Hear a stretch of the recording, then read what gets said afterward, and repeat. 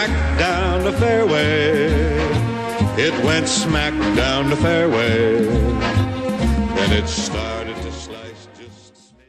All right, welcome to the Ryder Kerr Golf Show. Let's get a little rundown of the Cognizant Classic. Austin Eckert, Dallas boy, as the winner. Zach, what'd you see out there? Yeah, so first off, shout out to Eckert. I mean, his caddy is actually Ryder's and I pledge brother or fraternity brother in Stone Coburn. So he's actually my little out there. So first win on tour in 50 starts. So shout out to them. That's awesome. But yeah, it was pretty interesting. Here we go, having another long shot winner.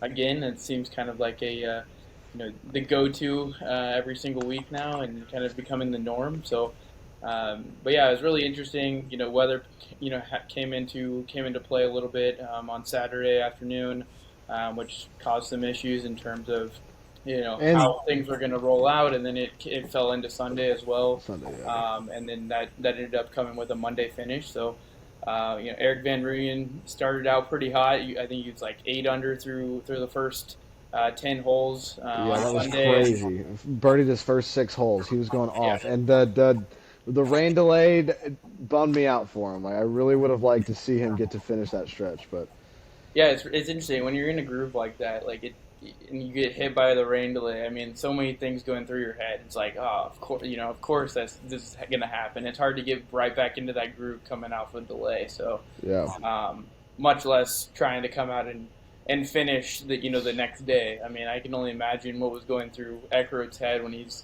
sitting there leading, going into, I guess, hole 7 or so that he was finishing at, and then before the delay or going into Monday. And I know if I was in that position, I wouldn't be able to sleep. I mean, nerves would be tough. Crazy. I bet there wasn't much of it. Yeah. It's like earlier this season with Wyndham Clark at the first elevated event out at Pebble. Watching him, he kind of just got to walk off with that win, but sitting on a lead, definitely not something you prepare for, and definitely got to be a kind of a weird situation. Like you said, he's on hole 7, so I can only imagine going into that knowing you don't even have a full round of golf to finish, but you got a whole nother day to wait before you can finish up that round. But like you said, another long shot guy getting it done. Nice that y'all have a little connection to him, so y'all had a little dog in the fight there, watching one of y'all's buddies out there on the tour, watching him on the bag. So always fun to have a little connection like that. Makes it more interesting.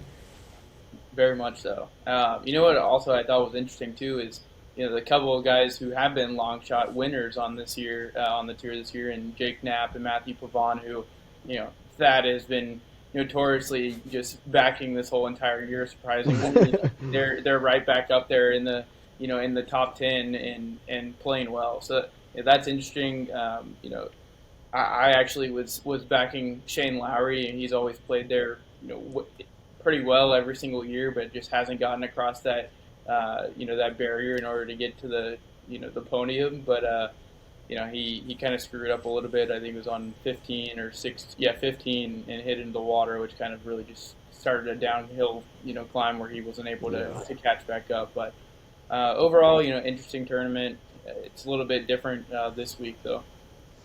Yeah, I'd say so. I mean, I just went back and watched the highlights of last year, and I am so excited for this tournament.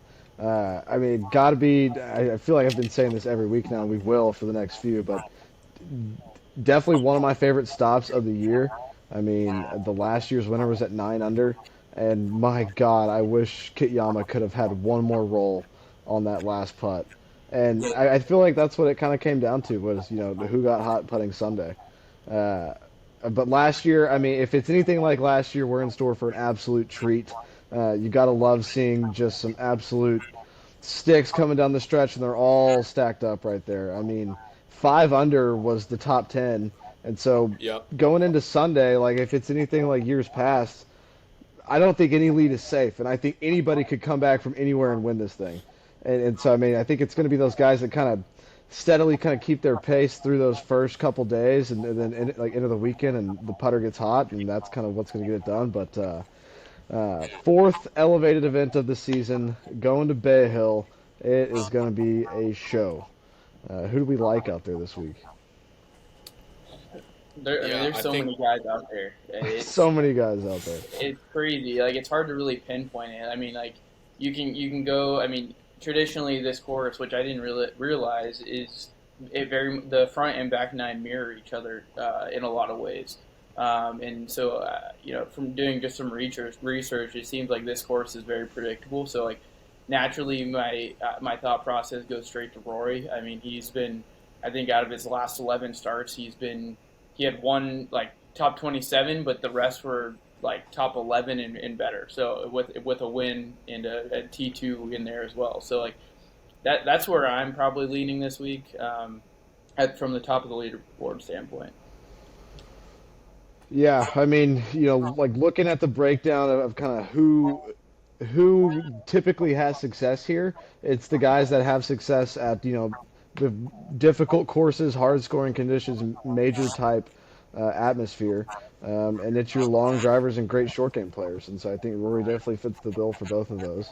I think he's got some confidence coming into this one for sure. So, I think it's always going to come down for him of just putting himself in a good enough place on Sunday to not needing this like heroic round, because that's when they happen for him. Like whenever he ends up going off, he's in a good spot, and then he doesn't have to fight back from anything. So I think if he can just get going early, which I think 8 out of the last years he's had a low round of the day at some point in the tournament.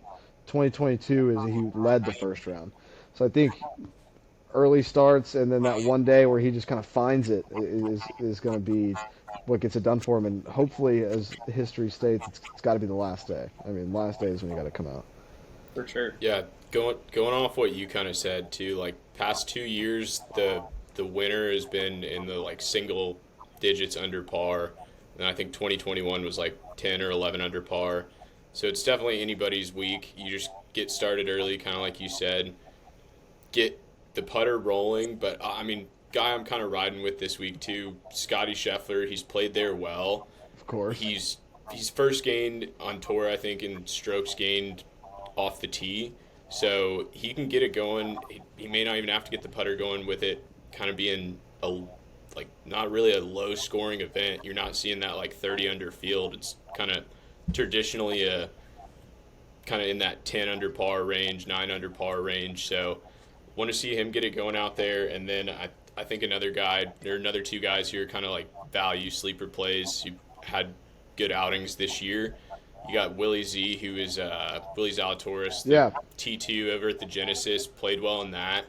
And then another guy, Minwoo Lee, he finished T2 last week, got his game really, really rolling the last couple of days of the event. And then I think that weather kind of played in, kind of like Van Rooyen. I wish I would have gotten to see him finish his rounds and see if he could kind of finish the day versus having to stop and start.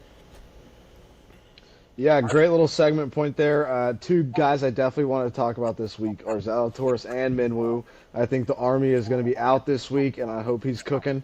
But I mean, like we said, like we said, yes, it definitely benefits you to get off to an early start here. But there's nothing that says that you can just hang in there. Like if you can just hang in through those first 3 or 4 rounds and slowly start to chip away, Sunday, I mean, like things have trended on season this tour, even on these difficult courses, Wyndham does it at Riviera and shoots 59, right? Or Pebble, right? And then somebody went like 10 under at Riviera too. But at any point in time, you could see somebody just be hanging in 1 or 2 under and then pop off on Sunday and get things going. But Minwoo's definitely a guy that I like. I think he's been waiting for that big tournament to break through and get the win, and this would be a great start for him. Yeah, I think the game's trending in the right direction, and just building confidence from that T2 last week, carrying it into this week. You're still kind of adjusting from that early swing, that kind of like West Coast swing, still adjusting to those Florida weather and that Florida kind of just different course setup overall. So expect him to get it started this week. He's a kind of sleeper value play. Yeah, absolutely. I like that. I also, going back to Scotty, I saw something that he switched over to a mallet this week. Did he? I think that's new to me. He's definitely been doing something, and I'm basing this solely off of his beard at the current moment. But it looks like he's just been in some dark room with a It's like Sam Putt lab with about 15 putters trying to figure out what the hell's going to make it go in there. Yeah, I mean, and that completely changes things. I mean, from that standpoint, I mean, if he can, if I can give him any type of confidence in terms of just maybe he makes a couple with that and gains some type of confidence. Like I saw it's going to rain a little bit leading into Thursday, so it's going to be soft conditions. And like you said, Robbie, like he's great off the tee. His approach game is second to none. I mean, Short game's phenomenal. yeah, short game is great. I mean, the only thing that's been missing or lacking, I should say, because it's not missing, it's there in some aspects, but Yeah. lacking is putting. I mean, he's the best in the world for a reason, and it's been a while since he's won. So if he can just pick up that putting aspect and improve that, like, there's no reason why he shouldn't be winning every single week. And I think mentally, like, it can be as simple as just looking at something different. You know, like not looking Yeah. at the blade, having I the mean, mallet down there. It can be as simple as that. Just thinking it might go in. you get So that kind of I honeymoon hope we phase see when it. you switch to a new putter. So maybe he starts off and has a good week this week and proves us wrong. Maybe that changes his game a little bit because, I mean, like you said, he's number one in the world for a reason. But if he gets his putting going, then he'd be lethal out there. He'd be a definite favorite every week. I mean, he's already pretty much a favorite every week, but he would be pretty much shooing to be up at the top of the leaderboard, like top 5, top 10 every week if he gets the putter rolling and at least gets in, like, I don't know, top 25 strokes game putting. So I think right now he's pretty low on that list. So get something going this week. Maybe a little putter change helps. Yep. Yeah, hopefully, because I mean, for him, you know, he's coming in at plus 650 to the tournament. I mean, like Rory's plus 850 and Victor's plus 1200. So, I mean, pretty large spread just between the top three players. And as we've seen so far, the favorite does not do well. Yeah, So, very much so. I would say another guy who's not, he's closer to the top, but not obviously one of the favorites. But Sam Burns, Bermuda yeah, Burns, I think he's going to play well this week. He's coming off of 4 straight top tens to start 2024. So he's been playing well, hitting the driver straight, and we all know he can putt lights out, especially on yeah, Bermuda. So. and fits the bill. I mean, long off the tee, good approach. I think if he can get the putter going and just keep it in the fairways, that he can definitely be in contention Sunday.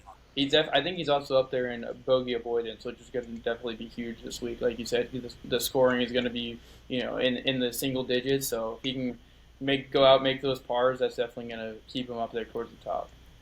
All right, so that being said, how do we think that JT plays this week? I mean, if he gets And it I started say that earlier being this said week, because he's a guy that can scrap around a little bit and hang in there. And this being an event that trends to have lower scores, I feel like he might be able to kind of maybe make a run this week. yeah, it's kind of beneficial. Works in your favor if you haven't been going really low this season. I mean, I know he's played good. He's played well this season, but he hasn't really had that like kickoff tournament to really get his game trending in the right direction. And so I think a week like this is a big week, especially being an elevated event. You're playing in a limited field, no cut, but you've got all of the top players on tour right now playing in it, or majority of them. And so getting it started this week, getting the game going, and just knowing that you don't have to go out there and shoot 4, 5, 6 under every day or more. Yeah. If you just kind of stay consistent, hang around that cut line, 2 good rounds on the weekend could really build your confidence kind of finishing up this week. Yeah, I mean, Absolutely. he's been up and down. Obviously, I mean, he played well like towards the beginning, then he had the missed cut. Like you said, though, I mean, he typically plays better or is in contention when the scoring isn't as high as it's been the last few weeks. So, like, I think that he can definitely, if he can get some, he's just a scrappy golfer in general. Like, I don't know. The best way to say it, I guess, is like almost like a mutter too. Like when it's bad weather, like he seems to play well too, and when others don't. So, with the rain and contention being soft, I mean, I think he can definitely be in contention. Yeah, for sure. Somebody that we talked about last week needing to have a good Florida swing was Ricky Fowler. Got off to a pretty good start in Cognizant. I don't know where he finished, but I know he was playing pretty well Saturday when I was catching a peek. I think his odds this week are like over or in the hundreds. Yeah. Pull that up real quick because if he gets started this week, I think he could have a win on the horizon soon. Just get his game trend in the right direction. Maybe get something in before the first major of the year. I'm gonna look at those odds though. Hold on, let's see where he finished. All right, he finished 7 under 241. So didn't have the finish that he wanted, but I feel like he's getting closer. You know, we'll see what happens this week for him. I feel like that's going to be the case for him until he can show us that he can still contend and win. I'm really surprised that Hovland has the odds that he does. I mean, in the starts that he's had this year, he hasn't shown anything that's like, wow, he was playing like he was last year. Yeah, that's true.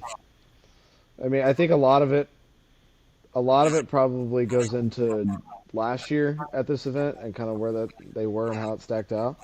And I mean, again, Victor's another one of those guys that even if you can never really fall asleep on him. Like he might have struggled to start, but he will find it again, and he will be making runs at a lot of the majors and the players that we're about to see.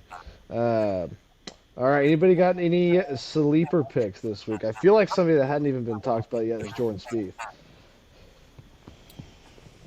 Yeah, I Spieth. mean, I think Spieth is definitely good. It would be a good pick this week. I think he has two top fours in the past couple of times he's played out here. He's also a scrappy guy. He just somehow always manages to make par or scramble in order to get himself in a good situation going into Sunday. I mean, definitely the most well-rounded and battle-tested short game. I mean, if you're going to trust anybody to be well around the greens and putting, it's going to be Spieth. And I think he's 100% in conversation for winning this week.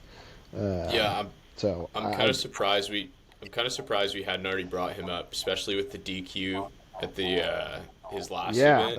That weird DQ situation with the whole sign the wrong scorecard. I think coming into an elevated event, he's probably trying to make up some ground, just feeling like you kind of got robbed, or you kind of just because of a little error, you kind of got robbed of some maybe FedEx Cup points, a little bit of money there. So maybe trying to play some catch up this week in an elevated event where it means more.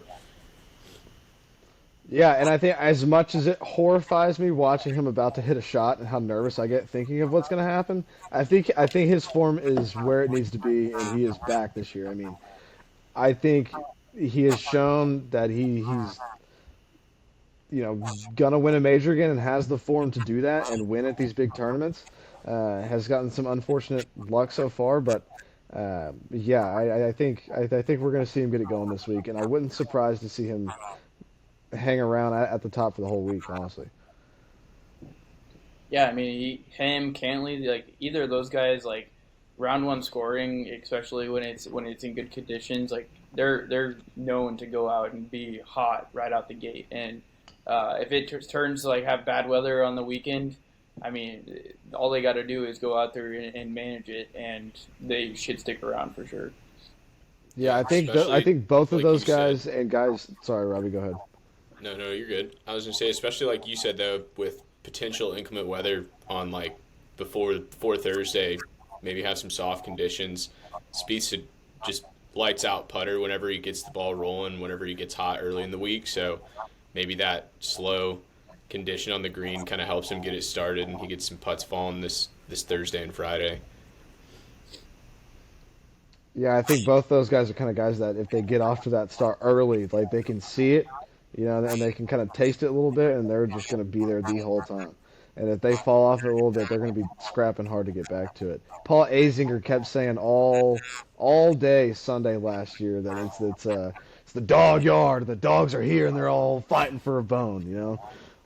So I think both of those guys, everybody that we've talked about so far is they got a little bit of that dog in them, and they're going to fight for it, especially at Arnie's event. I mean, everybody wants to win Bay Hill. I think, for what Arnie was for the game, it's got to be one of the most popular ones amongst the players, Definitely. and kind of the Definitely. want to win them. So it's going to be fun. I cannot wait. It's going to be a blast. Let's get into the lock of the weeks. Robbie, kick us off. Lock of the week, I'm going to go with a guy he's had some ups and downs early this year, but I'm going with Sahith Theegala, top 15. I think he finished T14 or T15 at this event last year. He's played good golf. He knows the course. I know I think in 2022 he missed the cut, or he was like +1.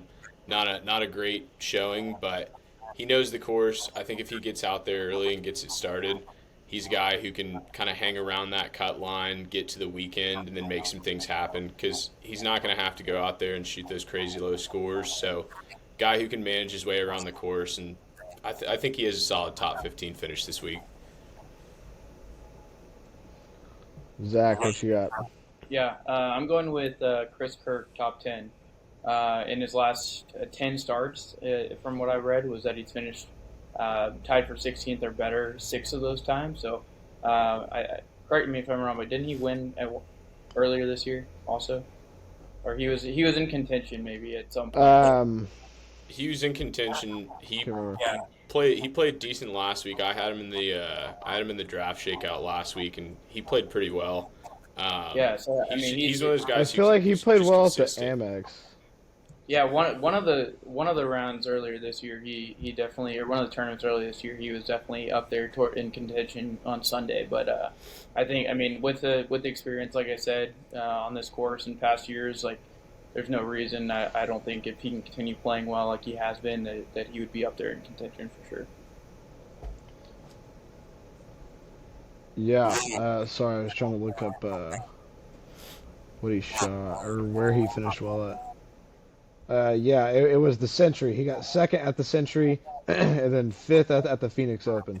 So the Century is when he had that tournament you were talking about. Shot 28 under, and played really well. Speaking of him, actually, I did see one shot last week, because I don't know if you know the story, but during the summers he played left-handed just to see how well he could get. Yeah. But that came into handy this past week. He actually had a shot where there was a tree in his way, so he turned around and hit it lefty and hit it pretty Oh wide. yeah, nice. I like that. That's sick. You've got to be an That's really absolute golf nut in your off season or during the summer just for your fun time. It's like, I'm gonna play left-handed. Just see I'm just how we gonna go. figure out how to It's like play you could be a left-handed. scratch golfer on one side of the ball, and then it's like, I'm 25 on the other. Let's see if we can work that down Dude, to single digits. I think he broke 80. There's 80. a guy on the Champions Tour who in the same day shot 62 right-handed, which was his natural hand, and then he came out and shot 65 left-handed. Same day. That was that. I sent you that a couple weeks ago. That thing. Yeah. I'm trying to remember his name right now, but he was an old school, just long time tour veteran, just legend. And yeah, he went out, broke par, righty in the morning, me lefty in find the that. afternoon. That's just absolutely nuts. Like I said, you got to be a golf nut to even think about doing something like that. But more power to you. It just shows you're good with your hands and you're athletic.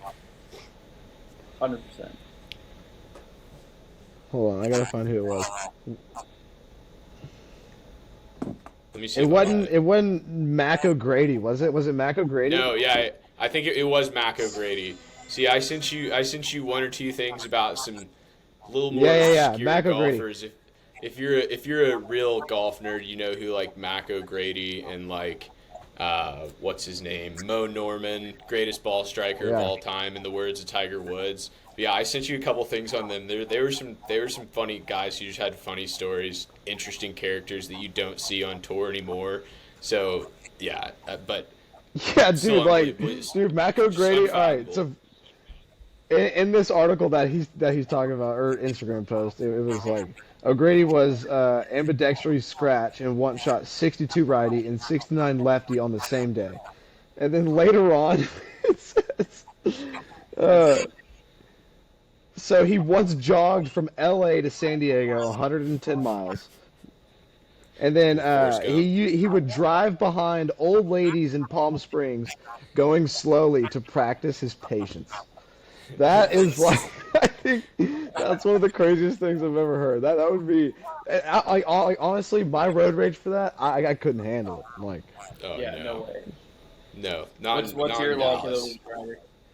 do what? What's your lock of the week this week? My lock of the week, with what I've said about him, I think that he's going to make a run, hopefully win another major this year. I'm going Jordan Spieth top 5. I feel like how we've gone through the season, players are starting to find their stride here. It's on. I mean, we're deep into the season now. The rest of the way for the next 6 weeks is just nothing but unbelievable events. I think Bay Hill's where he gets it going. I think he's going to scrap through a lot of the first 3 rounds. I hope he can keep the driver consistent this week, be accurate, and if he can just put himself around the greens.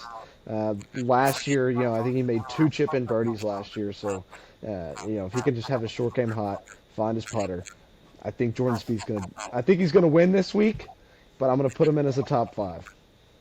Hey, we'll see. I mean, you did have a 0 on your Hey, team. that's okay. Yeah, you got some catch up to do.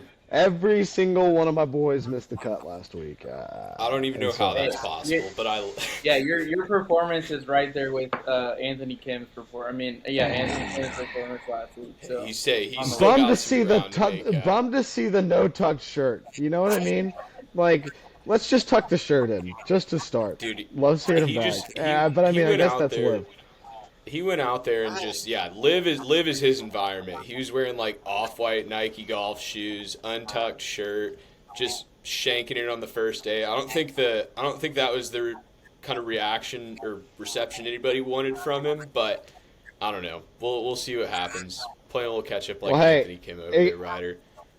It got me the most.